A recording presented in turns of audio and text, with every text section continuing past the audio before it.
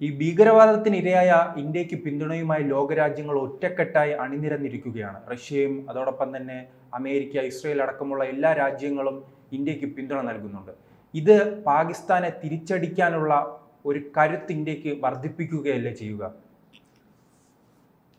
ഇന്ത്യയുടെ ഒരു വളരെ ഡിപ്ലോമാറ്റിക് റിലേഷൻസിൽ വളരെ നല്ലൊരു കാര്യമായിട്ട് നമുക്കിതിനെ കാണാൻ പറ്റും. ഇന്ത്യയുടെ diplomatic relation over A period of time നമ്മൾ വളർത്തിക്കൊണ്ടുവന്ന മറ്റുള്ള രാജ്യങ്ങളുമായിട്ടുള്ള ഒരു സ്നേഹം, ഒരു റിലേഷൻ, ഒരു ഡിപ്ലോമാറ്റിക് റിലേഷൻ വളരെ നല്ല രീതിയിൽ ഒരു ആവശ്യത്തിന് ഉതകുന്നു എന്നുള്ള രീതിയിൽ വരുമ്പോൾ ഇന്ന് നമ്മൾ ഫേസ് ചെയ്യുന്ന ഒരു പ്രധാന പ്രശ്നം ഒരു ടെററിസ്റ്റ് ആക്ടിവിറ്റി നമ്മുടെ രാജ്യത്തുണ്ടായിരിക്കുമ്പോൾ ഏതാണ്ട് 26-28 ആളുകൾ മരിക്കുന്ന ഒരവസ്ഥയിലേക്ക് നമ്മൾ നിൽക്കുമ്പോൾ നമുക്ക് ആവശ്യമുള്ള ഒരു സപ്പോർട്ട് തരുന്ന ഫോറിൻ കൺട്രീസ്, അതും യുണൈറ്റഡ് സ്റ്റേറ്റ്സ് ഓഫ് അമേരിക്കയും റഷ്യയും പോലുള്ള ഇസ്രയേൽ പോലുള്ള രാജ്യങ്ങൾ നമുക്കൊരു സപ്പോർട്ട് തരുമ്പോൾ അത് തീർച്ചയായിട്ടും നമ്മുടെ ഡിപ്ലോമാറ്റിക് റിലേഷനിൽ വളരെ പ്രധാനപ്പെട്ട ഒരു കണ്ണിയായിട്ട് നമുക്ക് കൂട്ടാൻ പറ്റും.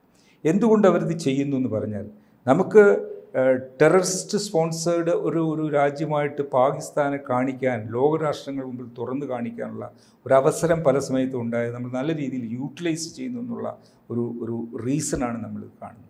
ഇൻഫാക്റ്റ് യുണൈറ്റഡ് നേഷൻസിലും മറ്റ് പല രാജ്യങ്ങളിലും നമ്മുടെ രാഷ്ട്രീയ നേതാക്കളും നമ്മുടെ ആൾക്കാരും ഒക്കെ പോയി സംസാരിക്കുമ്പോഴും നമ്മൾ സംസാരിക്കുമ്പോഴൊക്കെ ആക്ച്വലായിട്ട് എന്താണ് ഇവിടെ നടക്കുന്നത്, സത്യം എന്താണ്, പാകിസ്ഥാൻ ഒരു ടെററിസ്റ്റ് സ്പോൺസേർഡ് രാഷ്ട്രമാണോ അല്ലയോ എന്നൊക്കെ സംശയം വരുന്ന രീതി ഉണ്ടായിരുന്നിട്ടും അതിനെയൊക്കെ മാറ്റി അത് ശരിക്കും ഒരു ടെററിസ്റ്റ് സ്പോൺസേർഡ് കൺട്രി ആണ് എന്ന് തെളിയിക്കാൻ നമുക്ക് സാധിച്ചു.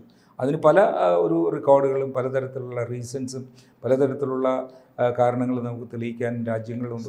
സൂചിപ്പിച്ചതുപോലെ തന്നെ കുറച്ച് നാളുകൾക്ക് മുൻപ് പല രാജ്യങ്ങളും, ഇപ്പോൾ ഇന്ത്യയുടെ ഒപ്പം നിൽക്കുന്ന പല രാജ്യങ്ങളും അന്ന് പാകിസ്ഥാനെ പിന്തുണയ്ക്കുന്ന ഒരു കാഴ്ച നാം കണ്ടിട്ടുണ്ടായിരുന്നു. പക്ഷേ ഈ രാജ്യങ്ങളും ഇത്തരത്തിൽ ഇസ്ലാമിക തീവ്രവാദത്തിന് ഇരയായപ്പോഴാണോ ഇങ്ങനൊരു മാറ്റം ഉണ്ടായത്? ഒരു പരിധിവരെ ഇസ്രായേലും മറ്റുള്ള രാജ്യങ്ങളും ഒക്കെ എടുത്തു കഴിഞ്ഞാൽ നമുക്കത് പറയാൻ പറ്റും. പക്ഷേ അന്നുണ്ടായിരുന്നതിൽ കൂടുതലൊന്നും ഒരു ഇസ്ലാമിക രാഷ്ട്രത്തിൻ്റെ നിന്ന് അവർക്ക് കൂടുതൽ പ്രശ്നം ഉണ്ടായിട്ട് ഞാൻ ഇപ്പം വിശ്വസിക്കുന്നില്ല. എന്തായാലും നമ്മുടെ ഒരു കഴിവും നമ്മൾ അത് പറഞ്ഞു ധരിപ്പിക്കാനും നമ്മൾ ആ ഡിപ്ലോമാറ്റിക് ചാനൽ ഒരു പോസിറ്റീവായിട്ട് കൊണ്ടുപോകാനും സാധിച്ചതാണ് ഒരു പ്രധാന കാരണം. അതിൽ കൂടുതൽ ഒരു കാരണം നമുക്ക് പറയാം. ഇന്ന് ലോകത്ത് ആകമാനം നടക്കുന്ന ചില്ലറ ഇസ്ലാമിക രാഷ്ട്രങ്ങളിൽ നിന്നുള്ള പ്രശ്നങ്ങൾ അവർക്കും കുറച്ച് അനുഭവം ഉണ്ടാക്കിയിട്ടുണ്ട്. അവരത് കാണുന്നുണ്ട്.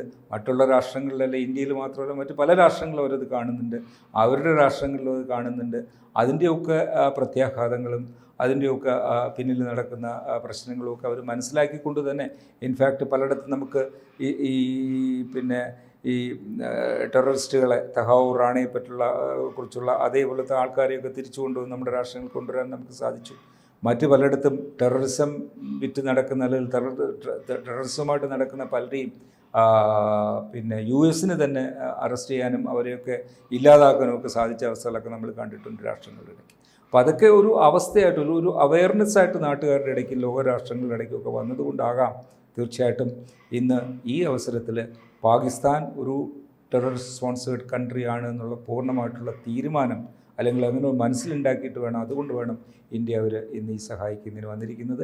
ഇത് നമ്മൾ മുതലെടുത്ത് ഇനി അങ്ങോട്ടുള്ള ദിവസങ്ങളിൽ UN പോലുള്ള സംഘടനകളുടെ മുമ്പേ പാകിസ്ഥാനെ കൂടുതൽ ടെററിസത്തിലേക്ക് അവരുടെ ടെററിസ്റ്റ് സ്പോൺസേർഡ് കൺട്രി ആണെന്നുള്ള തീരുമാനമുണ്ടാക്കി രാജ്യങ്ങളെല്ലാം ലോകരാഷ്ട്രങ്ങളെല്ലാം പാകിസ്ഥാനെ അങ്ങനെ കാണുന്ന ഒരു അവസ്ഥയിലേക്ക് കൊണ്ടുവന്നാലേ നമുക്ക് നമ്മുടേതായിട്ടുള്ള ആക്ഷൻസ് പാകിസ്ഥാന് എതിരെ എടുക്കാൻ പറ്റുള്ളൂ. അതാണ് അതിൻ്റെ സത്യവും. അങ്ങനെ നമുക്കിഷ്ടം പോലെ എവിഡൻസസ് ഒക്കെ ഉണ്ടായിട്ടുണ്ട്. അവിടെ എത്രയോ ക്യാമ്പ്സുകളുണ്ട് പാകിസ്ഥാനിൽ. ബലൂചിസ്ഥാനിൽ തന്നെ അവരുടേതായിട്ടുള്ള രാജ്യങ്ങളിൽ തന്നെ അവരുടേതായിട്ടുള്ള പ്രശ്നങ്ങളുണ്ട്. അവിടെയും ക്യാമ്പുകൾ ധാരാളമുണ്ട്. അവിടെ അവരെ ട്രെയിൻ ചെയ്ത് ഒരു ടെററിസ്റ്റ് ഫാക്ടറിയിൽ നിന്ന് ആളുകളെ പറഞ്ഞയക്കുന്നത് പോലെയാണ് നമ്മൾ ഇങ്ങോട്ട് ഇന്ത്യയിലേക്ക് കടത്തിവിട്ടുകൊണ്ട് പ്രശ്നങ്ങൾ ഉണ്ടാക്കാൻ ശ്രമിക്കുന്നത്.